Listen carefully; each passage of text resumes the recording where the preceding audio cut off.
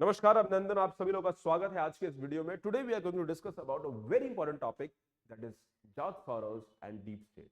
Now this is a question which every aspirant should be knowing, because this question not only talks about India's sovereignty, integrity, but freedom and future of India as well. तो भारत के लोग इस वक्त, as you speak, few days ago in the media it was there that US का जो deep state है वो Indian political system को हिट कर रहा है, इंपैक्ट कर रहा है, या फिर they are questioning the everything in India. They are destabilizing the India's democracy. They are questioning what is happening in Kashmir, and thereby it is very important that we question them back. India will not hold back, and it is going to give it back to them in the same way as they are doing it. तो क्या है ये deep state and who is George Soros? Now George Soros is an American businessman, philanthropist, investor and a liberal political activist. और ऐसा माना जाता है कि इन्होंने एक फाउंडेशन बनाई है. Now इस फाउंडेशन का नाम है open society foundation, and he has donated more than 32 billion dollar. Now if we, अगर आप 32 billion dollar को अगर आप करोड़ में कर देते हैं, so this 32 billion dollar comes around 1 billion dollar is around 8 lakh crore. So it almost 2.5 lakh crore, यानी 2.5 lakh crore का इन्होंने endowment दिया है एक सोसाइटी बनाने के लिए, which will promote the ideas which are liberal open society. But who decides that आप सही हो और बाकी लोग गलत हैं? Who will decide that? You are knowledgeable, you are more smart, you are more liberal, and thereby you have every right in the world to dismantle and question which people are doing it. ठीक है, देखते हैं. So Open Society Foundation में इन्होंने इसको create किया, of which 15 billion has already been distributed, representing 64% of his original fortune. In 2020, Forbes called Soros the most generous giver. He is a resident of New York. तो George Soros, अभी तो 94 years इनकी as हो गई है, but he is still very active, and it is said that George Soros, उनकी जो organisation है वो इनडायरेक्टली इंडिया में मेडल कर रही है, and it is also believe that his foundation is probably has invested around $1 billion only in India just to question and destabilize the Indian system. They are against the current government, current people in power. They believe that the current people in power वो democracy को थ्वाट कर रहे हैं, they are questioning everything, and ये क्या कर रहे हैं basically. Now here the concept of deep state comes. Now deep state की हिस्ट्री क्या है वो समझते हैं, but before going ahead, open society foundation supports individuals, organisations across the globe fighting for freedom of expression, accountable government and societies that promote justice and equality. यानी ये ऐसा organisation है जो जस्टिस को प्रमोट करता है, ऐसा इनका मानना है, and thereby they can question everything. Now they believe in independent journalism. So ये क्या करते हैं, इनकी फाउंडेशन वर्ल्ड भर में अलग अलग हर कंट्री में इनका इनका ग्रुप है, supported by the main group, and they कई बार इनडायरेक्टली करते हैं, कई बार डायरेक्टली करते हैं. They look for people who will question the government, they will question the system, they will promote equality, freedom. ये सारी बातें ठीक है, सिविल सोसाइटी में, ओपन सोसाइटी में सारी चीजें सही हैं, but here many a time they cross the line and they want to subvert the system that is going on.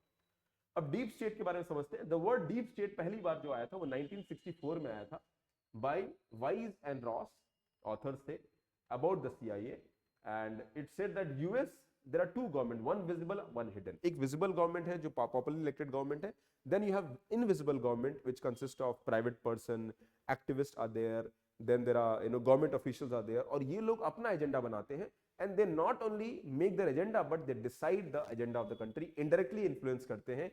They have a lot of tools, like they control the media, they control the narrative. Today they are trying to control the social media, वो fund करते हैं, misinformation spread करते हैं, ऐसा मानना है opposite side का. Okay, some experts believe that this idea goes back to Europe after the French Revolution, when government started creating secret system of control. So ये secretly operate करते हैं, covertly operate करते हैं in a very disguised form, and ये जो deep state है वो India के लिए बहुत बड़ा security threat है, because who has given power to USA, or for that matter such organizations, to question India? किसने कहा आप global citizen बनते हैं? Who has given you? Who tells you to do these things?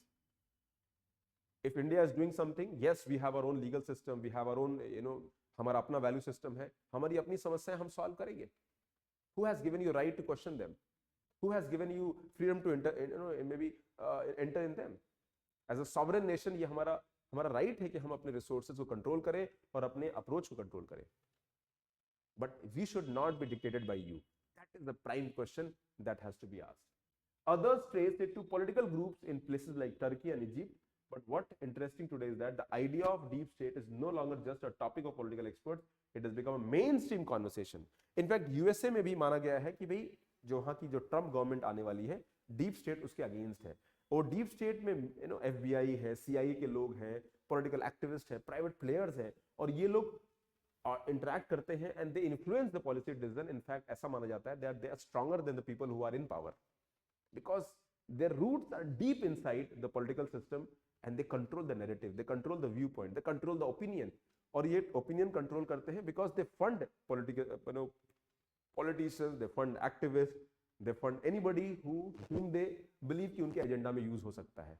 तो ये जो society है ये बिल्कुल एक तरह से, क्योंकि इसका कोई राइट इंफॉर्मेशन सही तो है नहीं, because it is based on certain idea. In both India and US, one political party accuses the other of secretly controlling the government through the deep state. तो deep state एक बहुत बड़ा challenge है देश के लिए, फ्यूचर के लिए. और every year open society gives grants to groups of people who work on the issues which focus on. तो ये grant देते हैं promoting justice, equality, human right and democratic practice. We also engage in impact investment and support strategic litigation, while engaging directly with the government and policy makers through advocacy to advance positive change. तो ये positive change आने की बात करते हैं, but in these process they medal in the affairs of this. तो हमारा जो गवर्नेंस सिस्टम है ये डीप स्टेट वो इतना डीप है दैट हमारे इकोसिस्टम को, हमारे पॉलिटिकल सिस्टम को क्वेश्चन करता है. नाउ इंडिया के अंदर हुआ क्या है, तो जॉर्ज सोरोस ने जो ये ऑर्गेनाइजेशन बनाया है, इसका ऑर्गेनाइजेशन बहुत डीप है, इट हैज वाइड रीच, और हर जगह हर कंट्री में उन्होंने एक थिंक टैंक बना रखे हैं जो इनके लिए लिखते हैं, प्रमोट करते हैं इनके आइडियाज को, and thereby their height very active, they flourish and they allow democratic governments freedom of expression. ऐसा इनका कहना है कि भी हम तो डेमोक्रेसी की बात कर रहे हैं, फ्रीडम की बात कर रहे हैं, जस्टिस की बात कर रहे हैं, but somewhere their agenda is to control the narrative and control everything which they want to spread. Now India के अंदर जो हमारी पॉलिटिकल पार्टी है बीजेपी इन पावर है, उनका मानना है that it has accused US state department of involvement in aligned with deep state actors in US and political opposition.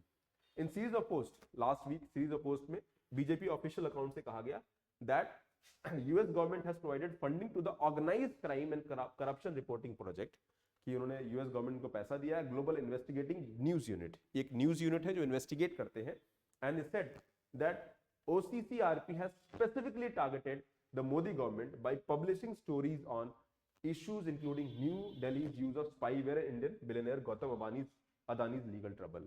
इनका मानना है कि जो अदानी का केस है ये सब मैनेज्ड है, मैनिपुलेटेड है. It is because mister Adani has huge stake in growth.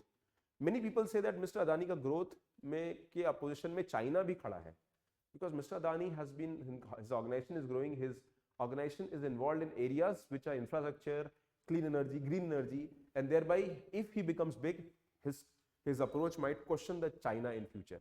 तो कुछ लोग का ये भी मानना है कि इसमें चाइनीज गवर्नमेंट का भी इन्वॉल्वमेंट है. Okay, Adani is close to Indian prime minister Modi, ऐसा इनका एक्यूजेशन है. Senior BJP officer Sambit Patra repeatedly alleged these allegations in media briefing. अब प्रॉब्लम कहाँ है? On what Indian government is saying? Indian government is saying कि भाई ह्यूमन राइट और democracy के नाम पे they are questioning. For example they are allowing the Sikh separatists to operate from USA and Canada. They are coddling with activists, उनको support कर रहे हैं indirectly. US policy in Bangladesh, जहाँ पे interim government जो बांग्लादेश की है, it is headed by Mohammed Yunus, who is believed to be a puppet of USA. USA उनको support कर रहा था, उनको and now he has been put in the power. Recent indictment of Adani, इनका मानना है कि अदानी की केस को भी US ने किया है just to question his growth. Indian public sentiment toward USA is largely positive, but polls sometimes reveal a mistrust of US policies. Now, US के अंदर जो उनके प्रेसिडेंट बन के अभी आएंगे नेक्स्ट मंथ में, that is mister Trump. Mister Trump उन्होंने एक अपने FBI डायरेक्टर बनाया है काश पटेल को, एंड काश पटेल बिलीव दैट ये जो डीप स्टेट है ये बहुत ज्यादा है, and deep state is very active. And in fact इनका मानना है कि हम लोग भी, यानी काश पटेल और जो ट्रम्प की पार्टी है वो लोग भी डीप स्टेट से इंपैक्टेड हैं. तो can Trump return to White House? क्या ये डीप स्टेट को क्वेश्चन कर सकते हैं? Coming to India's opposition, George Soros की जो ओपन सोसाइटी ऑर्गेनाइजेशन है, ये बीजेपी का क्लेम है it has given fund to Rajiv Gandhi charitable trust, और जिसकी राजीव गांधी महिला विकास परियोजना जो है चलती है, और ये is headed by Sonia Gandhi, and Sonia Gandhi was also heading the national advisory council, जो फंडिंग मिल रही थी। सिमिलरली राजीव गांधी फाउंडेशन को भी पैसा यहाँ से काफी हद तक मिला है। ऑल्सो FDLAP यानी federation of democratic liberal society, जो एशिया पैसिफिक का है, वो एक थिंक टैंक है जिसमें जो कि फंड होता है जॉर्ज सोरोस के ऑर्गेनाइजेशन से। और यहाँ पर भी सेम बात कही गई है कि भी जो ये जॉर्ज सोरोस के ऑर्गेनाइजेशन का जो अप्रोच है, they are questioning everything. Now when they are involve, वो इंडिया के अंदर एक डिस्टेबलाइज करते हैं, फंडिंग लेके आ रहे हैं, कॉन्स्पिरेसी थ्योरीज क्रिएट करते हैं। In fact it is believe that India के जो इलेक्शन आउटकम थे उसको भी इन्होंने हेविली इंपैक्ट किया। They spread a narrative which is false, और वो इतने अच्छे से उसको स्प्रेड करते हैं और क्वेश्चन करते हैं that somewhere that narrative questions the entire ecosystem. So it is very important to understand the deep state is actually active. ये डीप स्टेट एक नैरेटिव की तरफ प्ले करते हैं, they want to destabilize India, they want to question India, and they are definitely impacting the sovereignty and integrity of India. So बाकी देखते हैं। Now people who want to join, they can join any of the courses. You can reach out to our team, and thanks for watching the video. Take care, God bless you, bye. Be ready for more videos in the coming days.